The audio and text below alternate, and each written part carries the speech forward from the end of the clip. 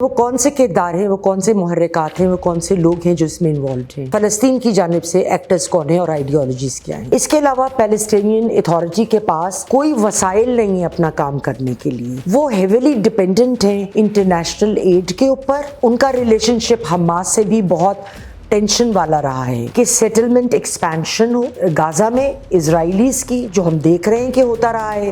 اس کے علاوہ وہ اپوز کرتے ہیں ایران نیوکلیئر ڈیل کو۔ اب ہم نے مختصراً بتایا کہ اسرائیل میں اور فلسطین میں جو نمایاں ادارے ان کی کیا سوچ ہے۔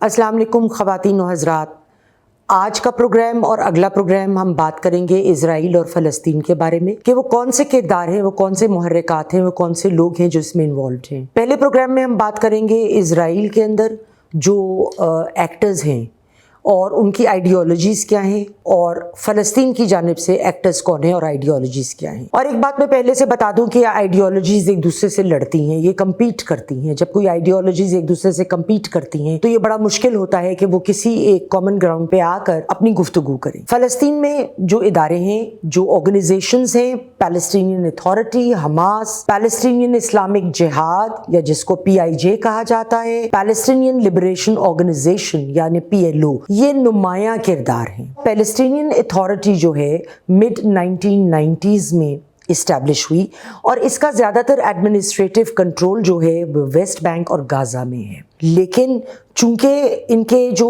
پھیلاؤ ہے اختیار کا وہ بڑا ریسٹرکٹڈ ہے۔ وجہ اس کی یہ ہے کرائسس وہ فیس کر رہے ہیں، ان کے پاس کنٹرول نہیں ہے، نہ بارڈرز کا، نہ ایئر سپیس کا، اور نہ ٹیریٹوریل واٹرز کا۔ اس کے علاوہ پیلسٹینین اتھارٹی کے پاس کوئی وسائل نہیں ہے اپنا کام کرنے کے لیے، وہ ہیویلی ڈیپینڈنٹ ہیں انٹرنیشنل ایڈ کے اوپر۔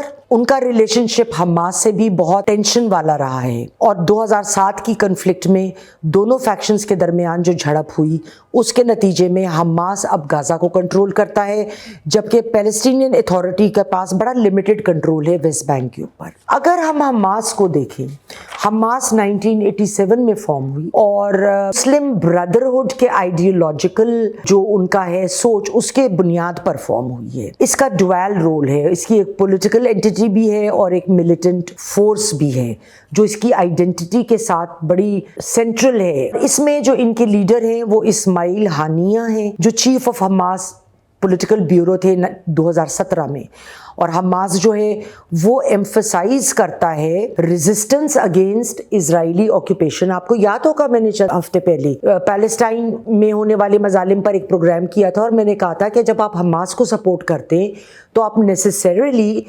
سپورٹ نہیں کر رہے ہوتے پیلسٹائن کے 2 اسٹیٹ نیشن کے کانسیپٹ کو۔ اور حماس جو ہے وہ اسرائیل سے تو لڑائی بڑھائی میں یقین رکھتا ہے، مگر وہ بھی 2 اسٹیٹ نیشن کو سپورٹ نہیں کرتا ہے۔ پھر پیلسٹینین اسلامک جہاد جو 1980s میں فارم ہوا، یہ ایرانین ریولیوشن سے اس کی انسپریشن تھی۔ یہ فوکس کرتا ہے آرمڈ کامبیٹ اسرائیل کے ساتھ۔ اس کی ایک پولیٹیکل ونگ بھی ہے، اور یہ بہت سارے اٹیکس انہوں نے کیے ہیں جس میں بامبنگ، سوسائڈ بامبنگ اور راکٹ اٹیکس شامل ہیں، جس کو انہوں نے قبولہ بھی ہے کہ ہم نے کیا ہے۔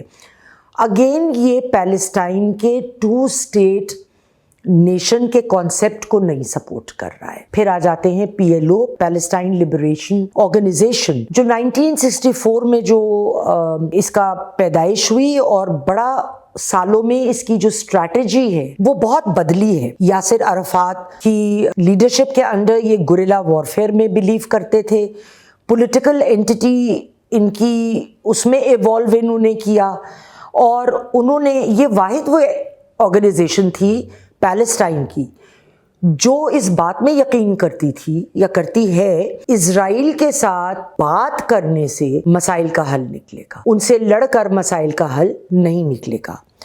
اب اگر ہم اسرائیل کی جانب آئیں تو ہم ان کے پولیٹیکل لیڈرز اور ان کے انفلوئنس کو دیکھتے ہیں۔ یہ وہ نمایاں کیریکٹرز اور نمایاں ادارے ہیں جو اس وقت وہاں پہ آئیڈیالوجی کو کرسٹلائز کر رہے ہیں، اس پہ حاوی ہیں، اور کدھر کدھر ان کا کلیش آ رہا ہے، جس کی وجہ سے پھر کوئی مفاہمت کی صورت بظاہر اس وقت نظر نہیں آتی۔ پہلے جو لیڈر ہیں بنجامن نیتانیاہو، یہ جو ہیں یہ لیکود پارٹی کے ممبر ہیں اور سب سے لانگ سروائیونگ پرائم منسٹر ہیں اسرائیل کے۔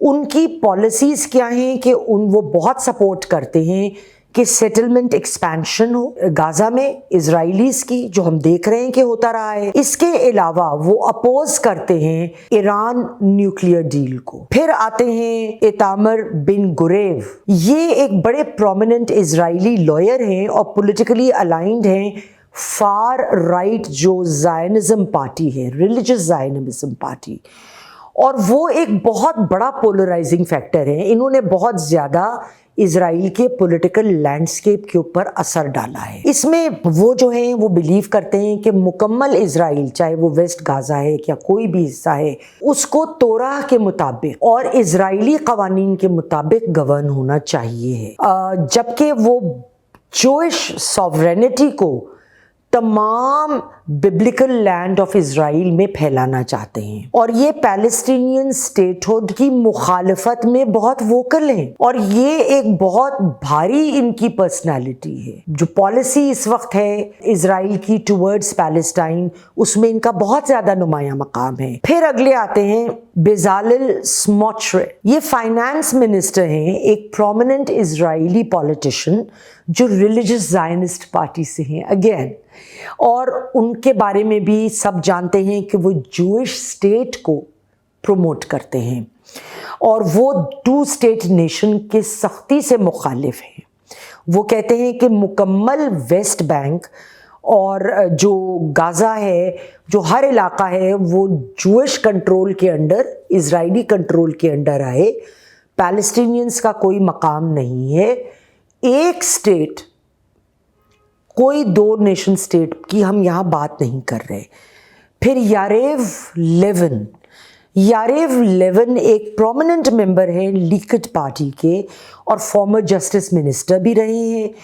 وہ بہت زیادہ جوئش اسٹیٹ کو، سیٹلمنٹس کو ویسٹ بینک میں سپورٹ کرتے ہیں، جیسے ان کے پرائم منسٹر کرتے ہیں، اور اس کی لیگلائزیشن میں کہ وہ لیگلی وہاں کے رہائشی ہو جائیں، تاکہ اس سے جو پیلسٹینینز ہیں وہ ویسٹ غازہ میں مارجنلائز ہو جائیں، پولیٹیکلی مارجنلائز ہو جائیں۔ اب ادھر اپوزیشن لیڈرز کون ہیں؟ اسرائیل میں یہ ایک سوچ جو بڑی اسٹرانگ سوچ ہے، یہ سب ہم نے کرنا ہے، ہم نے یہ تمام معاملات کو ختم کرنا ہے، یہ تمام سوچ کو لے کے، تو ہم کیا کریں؟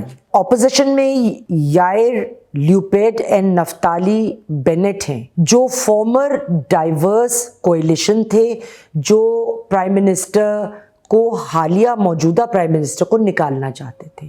تو ظاہر ہے ان کا اپنا مقصد ہے، اگر وہ ان کو اپوز کریں گے تو اس میں ان کی جو اپنی ایک اسٹرینتھ ہے وہ ہوتی ہے، ایک فرق نیریٹو، ایک فرق بیانیہ وہ پیش کرتے ہیں۔ اب یہ جو کولیشن ہے یہ ایک براڈ پولیٹیکل اسپیکٹرم، یہ جس کا میں نام لے رہی ہوں، یائر لاپید اور نفتالی بینٹ، یہ ایک بڑی براڈ بیسڈ اپوزیشن کو، پولیٹیکل ویو کو ریپرزینٹ کرتے ہیں۔ یہ نہیں ہے کہ یہ 2 لوگ ہیں، اور یہ لیفٹ اور رائٹ ونگ پوزیشنز جو ہیں اس کو برج کرتے ہیں، مطلب جو بالکل ایکسٹریم لیفٹ پہ ہیں اور جو بالکل ایکسٹریم رائٹ پہ ہیں، یہ سمجھیے کہ ایک بیچ کا راستہ اور مصالحت کا راستے کو لے کے چل رہے ہیں۔ اب ہم نے مختصراً بتایا، میں نے آپ سے گفتگو کری کہ اسرائیل میں اور فلسطین میں جو نمایاں ادارے، جو بے حد نمایاں لوگ ہیں، ان کی کیا سوچ ہے، وہ کس طریقے سے معاملات کو لے کے آگے بڑھنا چاہتے ہیں، اور اتنی کنفلکٹنگ پولیٹیکل ادھر آئیڈیالوجیز ہیں کہ ان کا کسی ایک مفاہمت کے صفحے پہ آنا اس وقت غیر یقینی لگتا ہے۔ آج کے پروگرام کے لیے اتنا ہی۔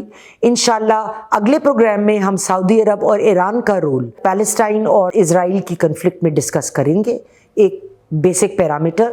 جب تک کے لیے اجازت دیجیے، خدا حافظ۔